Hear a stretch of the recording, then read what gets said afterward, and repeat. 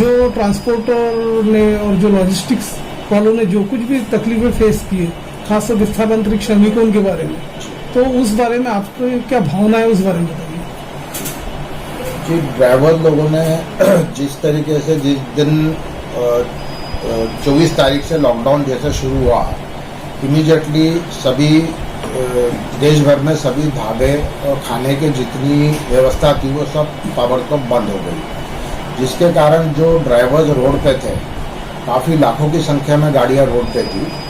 जो जहाँ भी उनको ना कोई खाने मिल रहा था ना पीने को पानी मिल रहा था। वो सबसे बड़ी मुश्किल तकलीफ उन्होंने झेली, जिसको लेके काफ़ी ड्राइवर वहाँ से चले गए, गाड़ियाँ छोड़ के या गाड़ियाँ पहुँचा के, कहीं गाड़ी पहुँचा के अपने अपने गांव चले गए। बच्चे कुचे जो थे वो बाद में चले गए। इस तरीके से आज जो ड्राइवर्स की जो कमी है, तो लगभग इंडस्ट्री में, नागपुर की इंडस्ट्री में मैं बता सकता हूँ, नेशनली क्या पता नहीं क्या आंकड़ा होगा, 70% के आसपास के ड्राइवर नहीं है।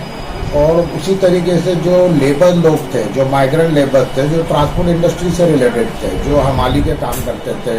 माल को अपना ठेले पे ढोने के काम करते थे, वो लेबर्स भी कम से कम 60 से 70% वो भी कमी है। तो खैर अभी इतना बिजनेस चालू नहीं हुआ है, बिजनेस भी मोटा समझ लीजिए कि 25-30% ही बिजनेस स्टार्ट हुआ है, लेकिन ये काफ़ी कमी महसूस हो रही है, जिसके कारण काम करना वक्त सर बहुत मुश्किल जा रहा है और उसका कॉस्ट भी बढ़ गया है। जो काम पहले जो लेबर्स जो 2000 रुपया लेते थे, आज वो 4000 रुपया ले रहे हैं गाड़ी खाली करने का या भरने का।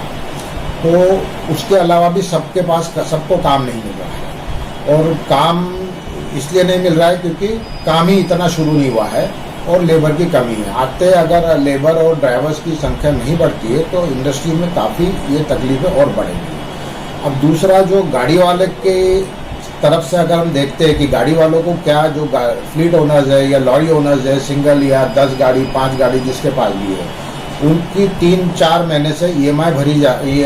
उनके ऊपर चल रही है, उनके ऊपर रोड टैक्स चल रहा है, उनको पासिंग फिटनेस का जो भी पीरियड है वो चालू है, जबकि उनकी गाड़ी खड़ी है। तो राज्य सरकार उनको टैक्स में कुछ रियायत दे कि भाई उनका जो भी 3 महीने का जो टैक्स था उसको आगे और 6 महीने तक के टैक्स की उसको आगे प्रीपोन कर देवे या उसको माफ़ कर देवे। दूसरा, उसको जो पासिंग का भी जो उसका पीरियड जो लैप्स हुआ है गाड़ी खड़ी होने से, उसको भी आगे उसको एक्सटेंड कर सकती है चेक करने के बाद।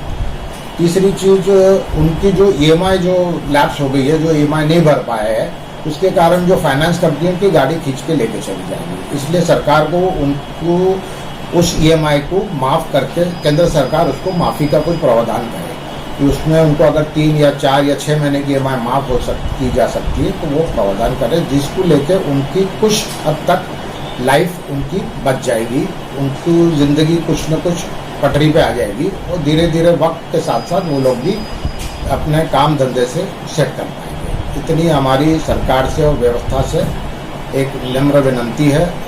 इसमें इस तरीके का सहयोग करें। दूसरी इम्पोर्टेंट चीज़ की, जो जितने लेबर्स काम करते हैं ये सभी के सभी लेबर्स ऑन रिकॉर्ड नहीं है,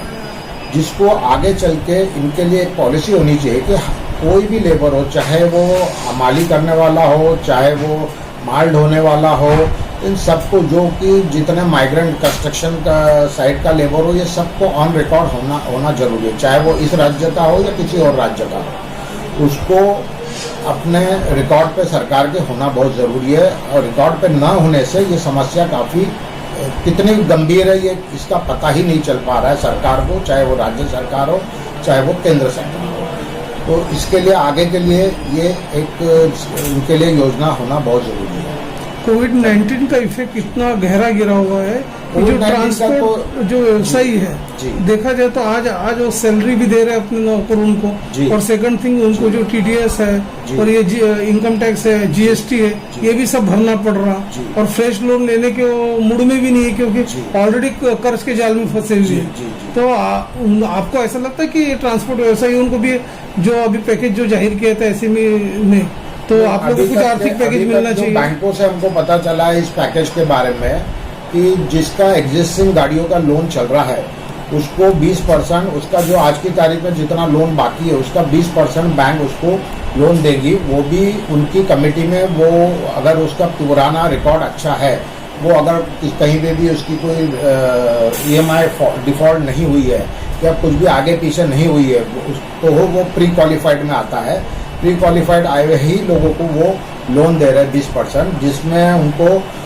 कुछ बैंकें बोलती है 4 साल के लिए होगा, कुछ बैंकें बोलती है 2 साल के लिए होगा, जिसमें 6 महीने का मोरेटोरियम होगा, कुछ बोलती है 4 साल का होगा, जिसमें 1 साल का मोरेटोरियम होगा। रेट ऑफ इंटरेस्ट सबके अलग अलग है। उसमें जो भी पैसा मिलेगा उस पैसे को वो किस तरीके से मिल पाएगा, उसको सबको मिल पाएगा कि नहीं मिल पाएगा। और आज की तारीख में जब बिजनेस नहीं है तो मुझे लगता है कि सभी बैंकों का जो टेन्योर होना चाहिए वो मिनिमम 4 साल तो होना ही चाहिए, क्योंकि इतना जल्दी तो वो भी पैसा नहीं दे पाएगा। और ये जो मोरेटोरियम का पीरियड है उसमें उसको इंटरेस्ट देना पड़ रहा है कि जो उसको 6 महीने तक के इंटरेस्ट देना पड़ेगा। अगर सरकार उसका ये 6 महीने का अगर इंटरेस्ट माफ़ कर देती है तो वो उसके लिए एक थोड़ा सा फायदेमंद चीज़ होगा, जिसको वो चाहे तो वो कर सकती है और ये होने से उनको और सुविधा मिल सकती है। ठीक है, थैंक यू। मैं prime cargo movers and logistics limited फिर से एक बोलिए जी। मेरा नाम है अमीन खारवा। मैं prime cargo movers and logistics private limited का मैनेजिंग डायरेक्टर हूँ। आज जो हमारे इस कोरोना की महामारी में जिस तरीके से हमारे हॉस्पिटल के डॉक्टर्स है, नर्सिंग स्टाफ है, सैनिटाइजेशन करने वाले जो लेबर्स है, जो वर्कर्स है, और उसके अलावा जो पुलिसकर्मी है, सिक्योरिटी पर्सनल है, प्लस जो सोशल वर्कर्स है, इन्होंने जिस तरीके से जो काम किया आगे बढ़ के, उनके लिए मैं उनके लिए काफ़ी धन्यवाद देता हूँ। कोटि कोटि धन्यवाद उनका। और उनके जिस तरीके से सरकार के माध्यमों से समझाया जा रहा है कि सोशल डिस्टेंसिंग सबसे अहम है, सोशल डिस्टेंसिंग अहम है, आपको मास्क पहनना अहम है, आपको सैनिटाइज करते रहना, आपका जहाँ रहते हो उसको साफ़ सुथरा रखना, हाइजीन स्टैंडर्ड मेंटेन करना, सैनिटाइजेशन करते रहना, इससे बहुत हद तक के हम इस बीमारी से बच सकते हैं। और जहाँ भी हेल्थ फैसिलिटीज़ कहाँ अवेलेबल है उसकी पूरी जानकारी रखना भी ज़रूरी है आज की। ठीक है सर, थैंक यू।